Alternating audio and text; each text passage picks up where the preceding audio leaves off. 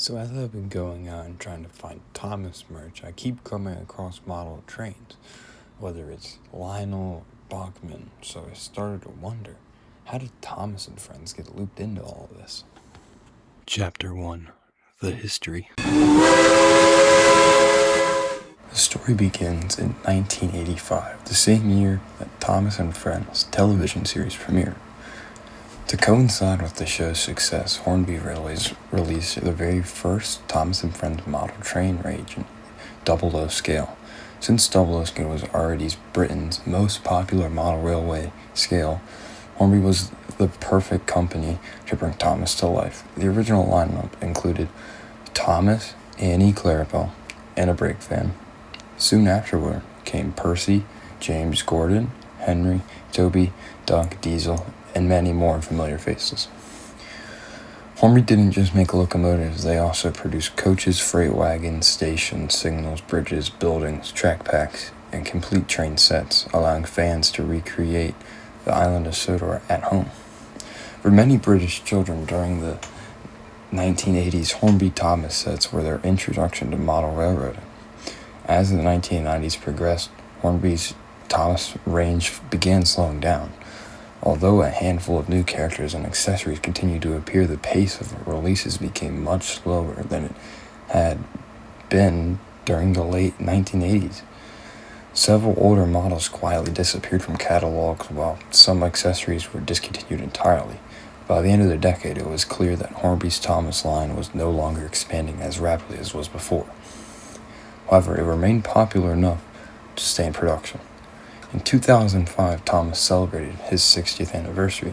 To mark the occasion, Hornby introduced several returning items and updated train sets. Some classic locomotives received refreshed packaging, while complete starter sets made it easier than ever for newcomers to enter the hobby. Although this wasn't a complete revival, it gave collectors hope that the range still had a future. Unfortunately, sales gradually declined again during the late 2000s, and then throughout the early 2010s, more and more Hornby Tomix products were discontinued.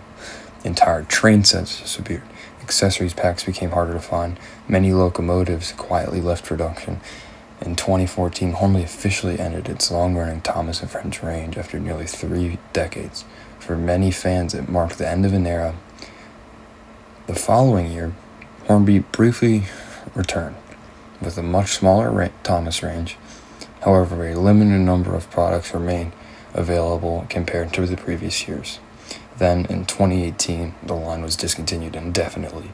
Since then, Hornby has never fully returned to producing Tomix. While Hornby focused on OO Scale, another company was making Tomix history in Japan. In 1998, Tomix introduced an officially licensed Tomix and Friends range in N scale. Although much smaller than Hornby's models, the detail was incredibly impressive. The initial lineup included Tomix, Percy, James, and Henry, along with Annie and Clarabelle, troublesome trucks, freight cars, coaches, and complete train sets. Tomix also produced special track pieces and scenery that matched the colorful world of Tomix and Friends.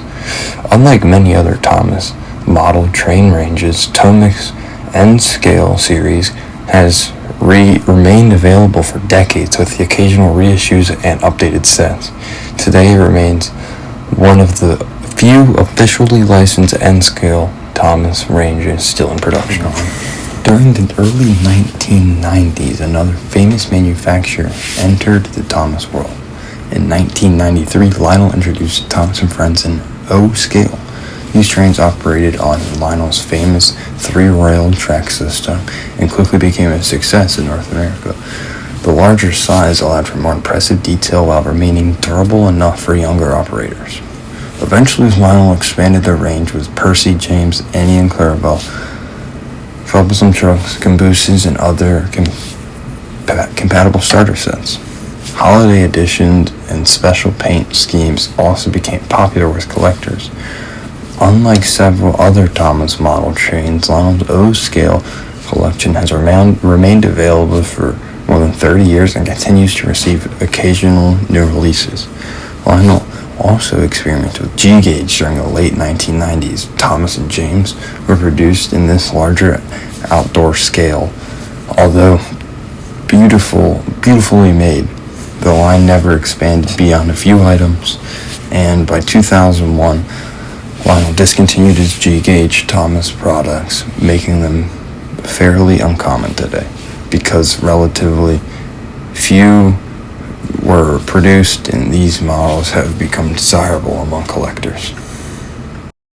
Then in 2002, Bachmann Industries entered the Tomix market. Their HO scale models immediately became some of the most detailed Tomix trains ever produced. Unlike toy trains, Bachmann's locomotives were designed for serious model railroad layouts.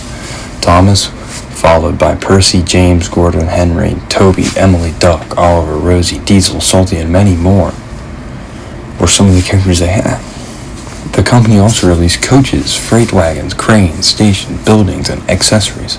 Every few years, another character joined the lineup too. As of today, Bachmann continues expanding their HO range, making it one of the largest Tomix model train collections ever produced.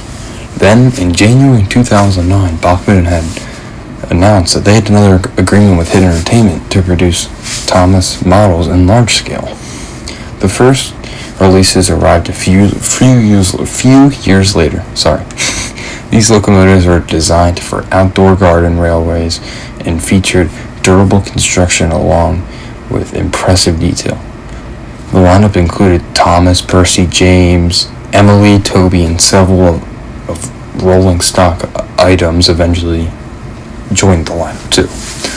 Large scale gave Tomix fans the opportunity to build massive outdoor railways unlike anything previously seen before. One of Bachmann's biggest announcements came in 2015 though. The company introduced an HON 30 narrow gauge range based off the Skarloey Railway. For years, fans have wanted officially licensed narrow gauge models. They became reality. The first releases included Skarloey and Reneus. Later came Sir Handel, Peter Sam, Rusty, Duncan, and rolling stock from narrow gauge stories. These highly detailed locomotives quickly became favorite among collectors. So, in 2020, Bachmann expanded into N scale, This gave the model railroaders another compact way to build the Island of Sodor. The first releases introduced Tomix, Percy, James, Annie, and Clarabelle, troublesome trucks, and starter train sets.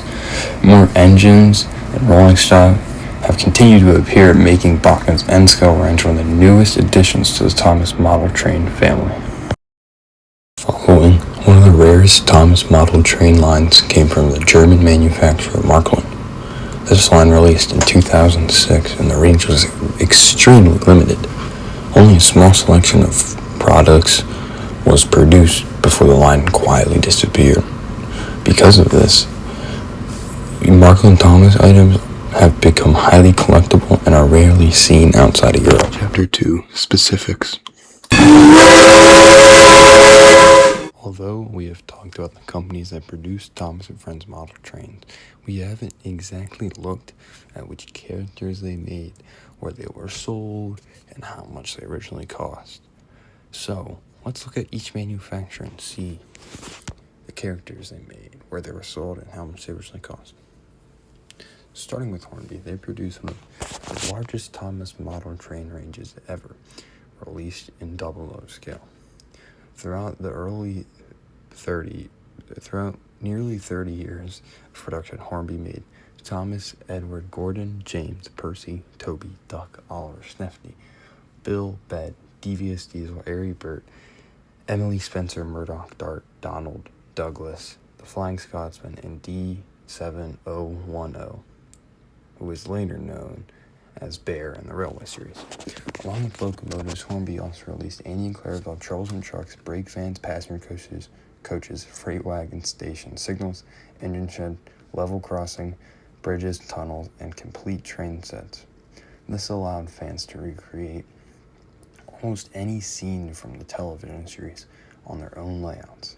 Most Hornby products are sold throughout the United Kingdom, although they were also available from a number of hobby shops and import retailers around Europe, depending on the locomotive and when it was released. Prices generally range from $15 for small locomotives to over £120 for premium train sets or larger starter collections. Moving on to Tomix, the company kept its Thomas range much smaller than Hornby's. Instead of producing dozens of characters, Tomix focused on only 4 locomotives: Thomas, Percy, James, and Henry.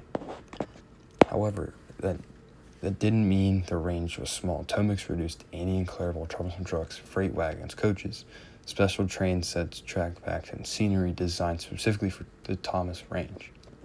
Unlike Hornby, Tomix produced products were designed primarily for the Japanese market and were officially sold in Japan. Collectors in other countries had to import them through specialty hobby stores or online retailers. Individual locomotives typically sold for around 4,000 to 16,500 yen, depending on the character and whether it was a part of a specialty set. Next is Lionel. Beginning in 1993, Lionel introduced Thomas and Friends in O gauge for the North American market. Over the years, Lionel released Thomas, Percy, James, Diesel, Arianber, along with Annie and Clarabelle, troublesome trucks, freight cars, cabooses, and several complete starter train sets. These trains were sold throughout the United States and Canada, mainly throughout hobby shops, train dealers, and department stores during the holiday season. Most O-gauge locomotives originally sold for around $200 to $285, while complete train sets usually cost even more, depending on what was included. Lionel also experimented with G-gauge during the late 1990s. However, this range was much smaller, consisting of only Thomas and James before it was discontinued in 2001. These larger locomotives generally sold for around $150 to $200, making them one of Lionel's shorter-lived Thomas products lines. Now, let's move over to Germany. In 2006, Märklin briefly entered the Thomas and Friends market. Unfortunately, the range lasted for a short period and included just 2 locomotives, Thomas and Percy. Because production lasted only about a year, Märklin never expanded the lineup with additional characters and rolling stock. These models were sold primarily in Germany and a few neighboring European countries throughout authorized Märklin dealers. At the time, they typically retailed for around 70 to 95 pounds, although today 70 to 95 euros, although today they often sell for much higher prices because of their rarity. Now, you're probably wondering why we didn't talk about Bachmann, because there's a lot to unpack with Bachmann, so let's get into it. Chapter 3, Bachmann. In 2002, Bachmann Industries officially entered the Thomas and Friends market after signing a licensing agreement with Gulane Entertainment, which later became a part of Hit Entertainment. Their goal was to bring Thomas and Friends to the OO Scale model railroad market in North America, something fans have wanted for years. The first 3 locomotives announced were Thomas, Percy, and James. These were scheduled to appear in Bachmann's annual Toy Fair catalog, which meant the company had to work under extreme tight deadlines.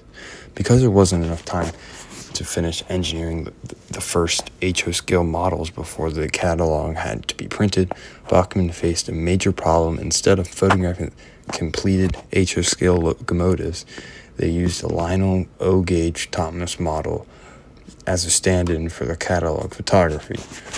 While most customers never noticed, it has since become an interesting piece of Thomas model train history. Even after the catalog was released, Bachmann still had a great deal of work ahead of them. Every locomotive needed new tooling, reliable mechanisms, and bodies that accurately matched the television series while also fitting standard OO Scale track. Unlike traditional toy trains, these models were designed to satisfy both children and experienced model railroad hobbyists. The first year of production provided challenging, although Thomas, Percy, and James were successful. Bachmann spent much of the following years improving manufacturing and expanded the line rather than rushing out dozens of new releases. For the next couple of years, very few additional engines were introduced. Instead, the company focused on making sure its existing products met customer expectations while developing future characters behind the scenes. Beginning in 2005, however, the pace of new releases increased dramatically. Over roughly the next 4 years, Bachmann introduced 8 additional locomotives, expanding the Island of Sodor far beyond the original 3 engines.